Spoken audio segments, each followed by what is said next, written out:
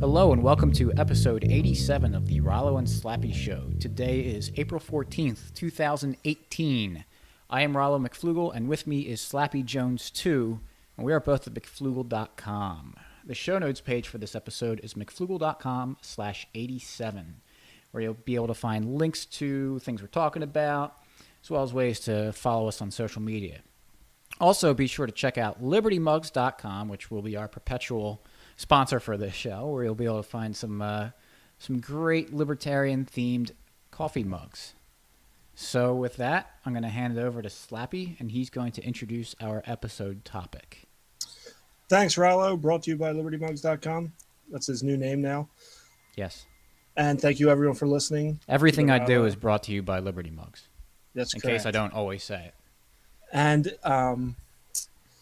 yeah, so thank you for listening today, wherever you are. This is the Rollo and Slappy Show. I'm Slappy Jones. And today, we are going to talk about the big news from last week. I'm sure, it's been around libertarian circles. Libertarians are talking about it all the time. But President Trump authorized bombing of Syria in certain locations, limited targets where they tell us they're making chemical weapons that they're not allowed to have, I guess. And it's a little infuriating, some of the hypocrisies and just all your amateur experts and people just cheering this on. And we need to vent a little bit. So here is Rollo's rant brought to you by LibertyMugs.com. Okay, so first of all, I don't care about the Constitution. I don't care about the War Powers Act. I don't care about any of that because that stuff doesn't matter. Whether or not it's, and I get it, that's an argument you can make to the people who aren't libertarian or who aren't anarchists, but let's not lose the trees in the lose the forest and the trees, because let's just acknowledge when something's wrong. I mean, I don't know how you can sit here after all of the past history of the United States attacking other countries, and then later finding out that the reasons for it that they were so absolutely sure of actually turned out not to be so true. Do you have any examples of that? Colin Powell with the Iraq, saying that they had weapons of mass destruction. He was What did he say? He was absolutely positive or something like that? Something like that. But every single time. It was a very solid case. And then you had, what about was it 1991 or first time they went into Iraq with that, they had like a 14-year-old girl talk about the babies that the Iraqi soldiers were taking out of incubators and throwing on the floor. Yep. And it turned out she was the daughter of the ambassador, and she was rehearsed. And we could probably go back even further. Right. And then, well, there's a lot, and I'm not trying to, I don't know what happened. I don't know who launched the attack in Syria. But it doesn't make sense. First of all, it doesn't make sense that Assad would do it. That's not, well, who benefits, right? Right. That's not proof that he didn't do it. But then on top of that, we're seeing all these pictures and videos of things being doctored with the aftermath. Now, could it be that these people went and took the dead bodies that were there and kind of positioned them to make it a little more dramatic, but it was still, sure, I guess. But why do you need to do that? And it's pretty sick to do that too. To walk up to someone who's, like foaming out of every hole in their body and, let's move them around a little bit to make it jerk a little more tears out of people. Like that's so sick. So something's not right there. So you like to just blindly say, whatever the media is telling me, whatever Trump's telling me must be true. We trust him. And then we have to do this. He's gassing his people. Right. That's what people are saying. Well, look at the last couple of wars. It's and what happens. Also, you can't just ignore the results of what the U.S. does. What happens when the U.S. gets involved? You look at Afghanistan, because apparently the Taliban had to be overthrown because they were the ones responsible for the 9/11 attacks.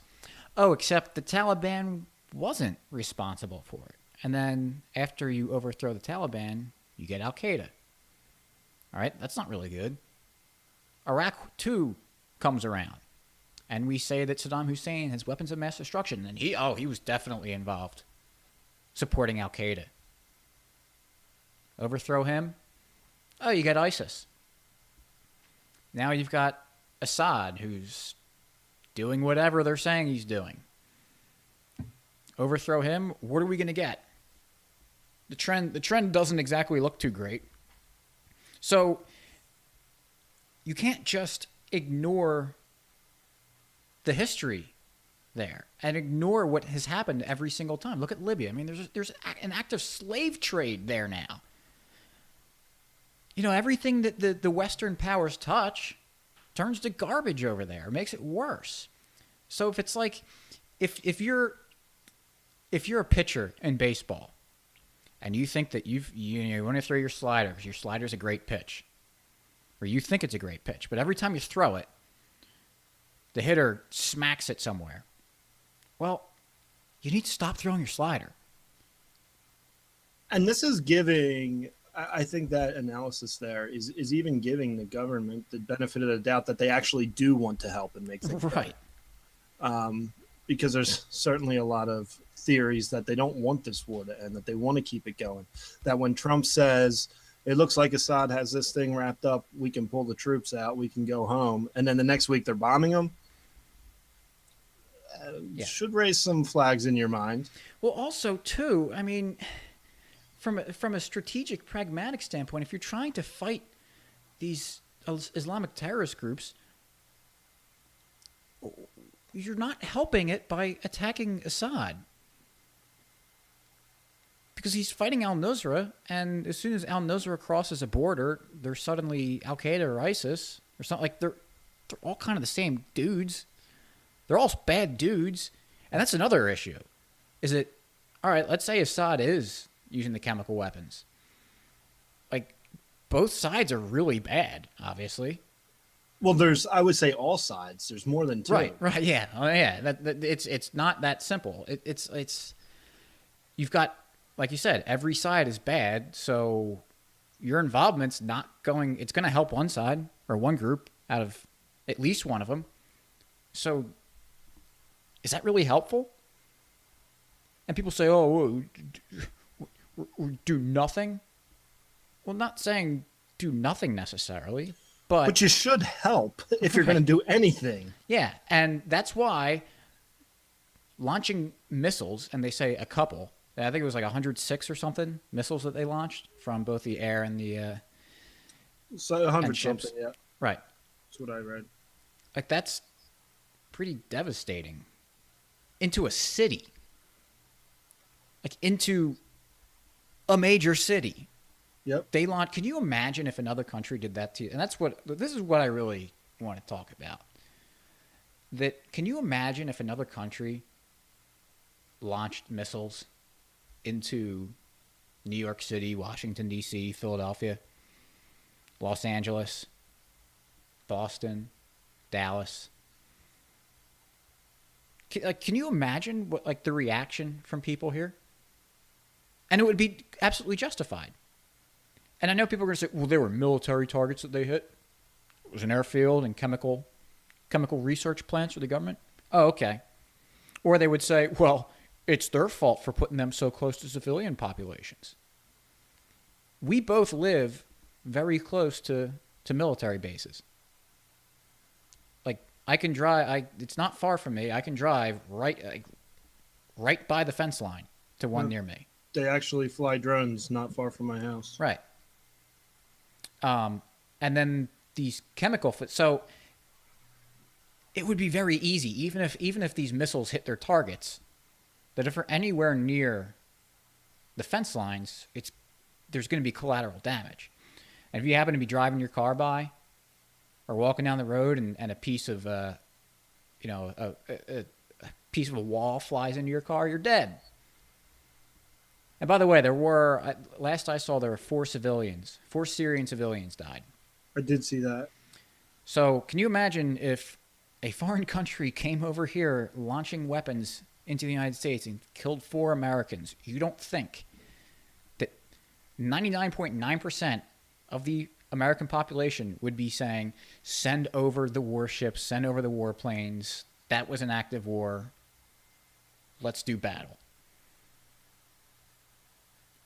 And so, and furthermore, even if you want, because people are going to say, well, they're still military targets. Were they? I mean, again, we're trusting the government to tell us. They bombed an Astro factory in the past. Yeah, so we're trusting them to tell us what targets they're hitting and everything, and what they're doing. And these are also the people, by the way, that consider a militant to be a male of any fighting age. So was like 15 or 16 years old up to 60 something. Something like just that. a male. Doesn't matter. I don't know what the ages are, but that's what it is. A male in the age range. It doesn't matter if you're actually someone who fighting or on the side of the United States, or it doesn't matter. You could count as an enemy killed in combat. Yeah, you could be the biggest supporter of the United States in that country, but you are a combatant or a militant. Yep. And you would not be counted this as a civilian death.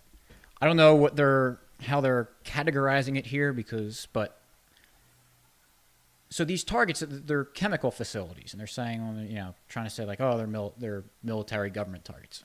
All right. Well, is it really that cut and dry that you either have a civilian building or a government military building? Because if you look at how it is in our country, and I don't know how it's set up in Syria that way, but I'm just trying to make people think about it. If you put the situation around on itself and it was us getting attacked, and how you might feel. Because there's a lot of kind of the mesh between government and private here. That the government, for the military, I mean, there's institutions in the United States that are military and do production directly for the military, but a lot of it's contracted out. So if Syria or another country launched an attack against Boeing or Lockheed Martin or Raytheon, places that are civilian owned and operated but do business for the government and the military, they would probably call them military targets. But would any American consider them a military target? Everyone would say that would be an attack on civilians. And even the military employs civilians. I have family that work for the Department of Defense, which should be the Department of War. But, they're civilians. And if they got killed, I'm sure whoever launched the attack would say, oh, it was a military target. But I don't think anyone over here would feel the same way. And I wouldn't say like, well, he was part of the war effort, so, that's the way it goes. I don't think so. So, and even it's not even just like the big things, the big companies that we know are part of the military industrial complex.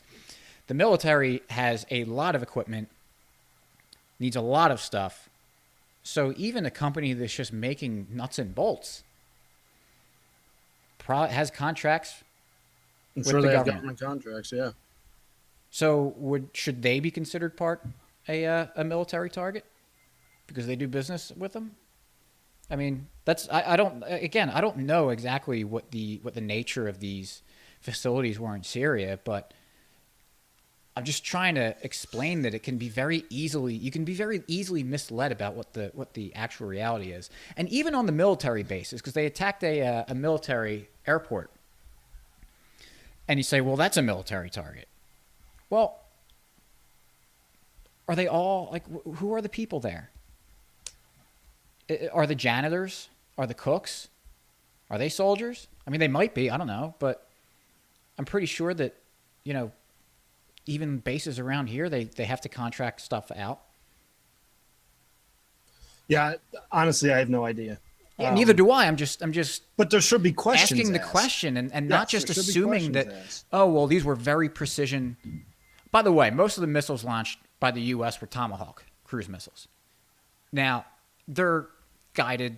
They have fairly good precision. But let's that's not like new brand, because I know Trump tweeted out something like, "Oh, we've got the most I forget exactly what it was, but to the effect of we got the state of the art missiles that really hit their targets really well." Well, okay, but it's kind of not that recent technology, all things considered. And we all know how. I mean, they may have been improved. I don't know. Sure, probably, but even the most the drones that are shooting missiles out, they don't hit their targets a lot. They miss. Yeah, they miss all the time. So it's and but you look at the pictures. Go ahead. Yeah, no, you continue. But you look at the pictures over there, and you see these people. Mm-hmm. Like these aren't guys with beards down to their chest and wearing headdresses and everything, and in caves and stuff. Which is what everyone wants us to think. Everyone lives over there, so that they seem less human, look more like barbarians. They're guys wearing like graphic T-shirts, and girls that when you saw them, you would not see. Oh, she's a middle. Like you would just normal looking women. And so it's like they're normal people over there. I don't think like looking, I don't know, maybe Syrian citizens hate the US. I don't know. But they don't look like they're bad people over there just by looking at them. They just look like normal people. Yeah, Mediterranean people. Yeah. It would be like if just showing a normal picture of Americans to people around the world. Would you want them to think that we're, savages wanting to kill everyone? Yeah, I think these poor people are just trapped in this war from about four sides. It's almost not even a civil war. It's other countries wanting to put their guy in power to control those people in that land, and they're stuck in the middle of it. Yep. And they just want to be left alone for the most part. Yeah, can you And that's the morning after the bombing, it went online, and there was several videos from lots of people in Syria, just posting videos of Damascus, and there was cars out, people were blasting their national anthem, nationalistic music, people are waving flags and coming together and saying things like the U.S. won't stop us. The U.S. can't control us. I saw today in the they're saying, I'll find a tweet here from a Syrian. The popular support of several people from Raqqa, a city occupied by the Americans, protests in favor of the Syrian army against American aggression in Damascus. So you're riling up the people against the United States. Yeah. Guess what? People don't like being bombed. Really? Like to all you people who really despise Trump, and I know there's a lot of them out there, especially this time a year ago and back in November 2016. I mean, the things you saw, the hysterics you saw all over your Facebook wall were laughable. But would you be okay with, name a country? Hey, everyone likes Sweden. Sweden dropping bombs on the United States to get rid of Donald Trump, destroying your neighborhood to get rid of Donald Trump, even though you despise Donald Trump. You think that goes over well? Even if they're not hitting your neighborhood, just the fact that they're dropping bombs in your supposed area. Are you going to be okay with that? How would you react? Yeah, these are people, like you said, these are people tweeting on Twitter in English. In English, yeah. They're not There's the plenty people of videos. They're not the people that you think are, and I saw the one tweet, like he's saying, like, my city's being bombed. My home is being bombed right now. Like, you don't think that, like, put yourself in their shoes. You wake up and you hear bombs going off. You hear explosions. The sky's getting lit up by. This was like 4 a.m. there too. So Yeah. you're hearing the bomb alarms go off. Yeah. There's a video I saw from someone driving around in a car when you hear the sirens. Can you imagine driving around and having the bomb sirens going off? And you go, oh no, where do like what? Where's this coming? What's happening? Everyone probably thought they were about ready to die. You don't know what's happening. You don't know. You don't know that they're just targeting certain, especially with all the stuff that's gone on over there with the wars and all the bad factions involved. I mean, you really think that's not a terrible thing to put people through? And I did see that there's reports on ISIS stepping up attacks over the last couple of days because they feel revitalized now that the United States stepped in on their behalf. Yeah. I'm being serious about that. There's all kinds of stuff. People it said like, I don't know the area that well, but in South Damascus, there was increased ISIS attacks, grenades being thrown, stuff like that, and they're saying it's because of it's directly related to the bombing and them having more confidence that the United States will step in and help them. And it wasn't just the United States doing this. It was France and Britain sent fighters, jets, and a ship to launch this attack too. And then a lot of other countries around the world were lining up in support of the attacks. So, I mean, that's the real tragedy. That's another tragedy that's going to happen, is that there's always blowback from this stuff. Yeah. And it's a lot easier for bad people who are angry to get access to France and Britain than it is for them to get in the United States. So innocent families that have nothing to do with these attacks, that are just happen to be citizens of the countries, subjects of the countries that are dropping bombs, getting the money stolen from them so that the governments can fire missiles at people, they're going to bear the brunt of it. It's not going to be anyone who made the decision to launch these attacks. I doubt it's going to be anyone in the military, or certainly not the people who actually did it, who heard the orders. Hey, go fire these missiles over here, and they said, "Aye, let me go do that." It's going to be random people, and they know this. Yes, they know this. I mean, I could be wrong here, but I'm pretty sure blowback theory was kind of developed by. I mean, it's common sense, but the CIA did a report on that, I believe. Do you know about that? No. Okay. Scott Horton talks about it. Yeah, it's kind of vague, but I don't know any details. Yeah. I don't think... I mean, maybe they are that stupid, but I don't think they're that stupid. I don't think they think these bombs are going to help. I think they know exactly what they're doing. And that's why you have guys like Mad Dog Mattis on Thursday saying, I'm not convinced, I need more evidence. And then on Friday saying, we're confident we have the evidence. Yeah. I mean, I guess it's possible he got the evidence that morning, but when asked about it, he said, I'm confident we have it. He didn't say, well, we did testing on it, or this came back, or he didn't cite any of the evidence. Now, of course, all you statists out there are thinking, well, they can't tell us what they're doing. That's the other thing that bugs me, is that you don't know the information that they have. But that gives them a blank check to do whatever they want. And they can just say, well, you don't have the evidence. We can't give you the evidence that we have. So even if you are one of those statists, and I get you could probably argue there's some national security things that would be better kept secret. But if you truly believe in the Constitution and this is a government of the people, by the people, why is anything secret? They're supposed to represent us. Yeah, they're not our rulers we're not subjects of them. And of course, everyone knows, if you listen to the show, how I think. I'm just putting this in the statist terms. If you love the Constitution, there should be no secrets. Well, how can you vote? How can you make an informed decision? Exactly. To have someone represent you if you're not given the same information that they're going to be given? Right. So you're basically saying that it doesn't matter. I mean, they're not representing you. Yeah. You accept that. They're ruling you. And not only do you accept it, you cheer it. Right. You're disgusting. Yeah. I mean, there's been way more. Who's been critical, other than like libertarians, who's been critical of these attacks? I don't know. I turned on MSNBC to see what they were saying because I was pretty sure I wouldn't be able to stomach Fox News on war.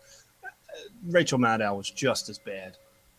Well, actually, there's actually been, I know Alex Jones flipped out about it, and even, I can't believe this, but Tommy Lauren Yeah, I heard about that. gave a little rant on it. And I did watch a little bit of Laura Ingraham for like a couple minutes. I switched off of MSNBC and went to Fox News, and she wasn't critical, but she did raise questions. yeah. She was way better than I expected, although I don't know much about her. Yeah. I don't know. But at least, I mean, I really don't like Tommy Lauren at all, but I'll give her credit for, or whoever told her to say that, because I don't know. I don't know if she's got like a handler. Yeah, or something. whatever. But whoever did it, yeah, whatever came out, whatever happened, at least they're saying something, fighting back a little bit instead of just, either turning a blind eye or just cheering it on because it's their guy. I mean, that's something. And I just hope that they continue on it and keep pushing that way.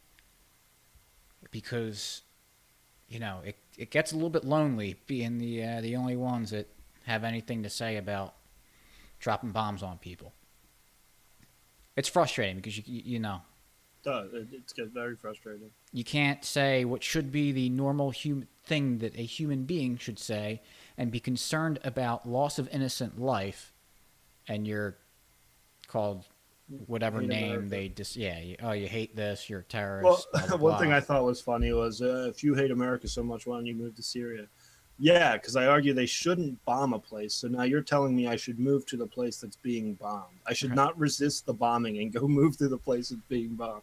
Well, they're no, they're just bombing it to protect them.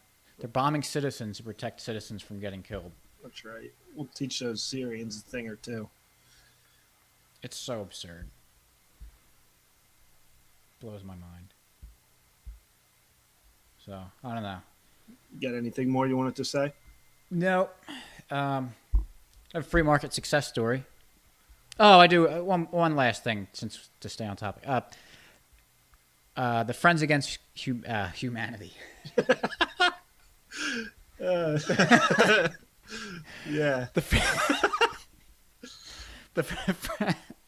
The Friends Against Government podcast, who Carr, Campett, and Bird, and Birdarchist, who were on our show last week, they did kind of an unscheduled podcast episode this weekend talking about Syria and their thoughts on it. So that'll be listed in the show notes page. I think it's episode 9 of them, but it will be linked in there. So go over there and give that a listen, because they talk about it in a little bit different way. Talk about Syria and the attack, but they take a different angle. So I think it's worth listening to that too. But free market success story.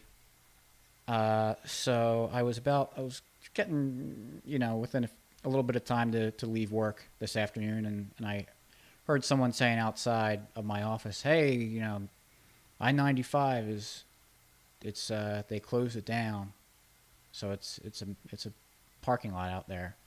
Ooh, that's the way I take to go home from work. And so I went online and looked up the map and looked at the traffic and saw the spot where they closed it. Got an idea of which exit to get off and which one to get back on. And then once I got in my car, I put my the map app on my phone to look at the traffic too as I was driving, and was able to avoid that section of the highway without hitting any additional traffic. And obviously, it took a little bit more time since I was, had to get off the highway and drive on back roads a little bit. But I saved myself a lot of time by getting caught in the traffic from a major highway being blocked. So that's a little thing we take for granted. A couple of years ago, Yeah. wouldn't have been able to do that, and I would have been sitting there, not in the best weather, because I took my tractor to work today. So I wouldn't have been able to, be enclosed. I would have been sitting there kind of in the rain. Wouldn't have been the best of commutes home. What kind of engine you got in that thing? Just a 4-cylinder. Standard tractor engine? Yeah. I think it's... Cruising at 5 miles an hour or so? No. Come on. I think top speed is 10 miles an hour. There you go. Yeah. When I whip it in third gear. All right. It's just frustrating though. You gotta make a complete stop to change gears. So People don't really like that on the in the left lane on 95. Yeah. Got to switch into third gear. And I could adjust the clutch brake a little better to make it a little faster, but I haven't done that yet.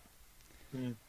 All right. So, again, this episode was brought to you by LibertyMugs.com, which is the greatest website in the world after McFlugel.com. Check it out. We got a bunch of mugs. We're going to be adding more soon. We were featured on the, say featured, but we were one of the listener blogs mentioned on the Tom Woods show a couple weeks ago. Because we were featured on the Tom Woods Yes, show. we were featured, and he even picked out his favorite mug. It was the mug said, "I will pour this on you if you ask me about the roads." But we used his Bluehost account or Bluehost affiliate link, and once we were ready, we sent him the website link, and he held true to his promise and featured us. So you could almost say that like that episode for him was brought to you by Liberty Mug. He got money out of it, so yeah, it was. You sure? And I mean, that was the best part of the episode. Oh, by far. So. Well, it was funny when he was announcing the episodes for the next week. The week before, he was kind of like, this one episode. I forget what the episode was about.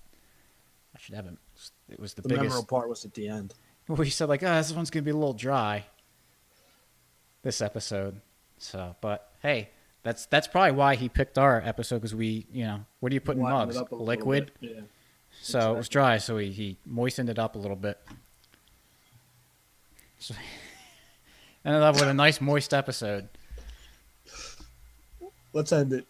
Yeah, it's gonna get to like how we ended last week, and we don't want that.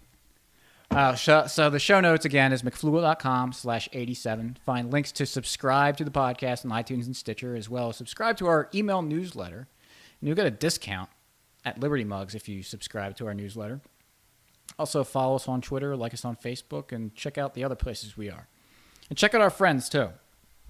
We have some. Yeah, the Friends Against Humanity podcast is linked there, as well as Mance Raiders' Free Man Beyond the Wall podcast. If you are a libertarian and interested in podcasts, those are two must-listen-tos. So, with that, we'll catch you next week. Peace.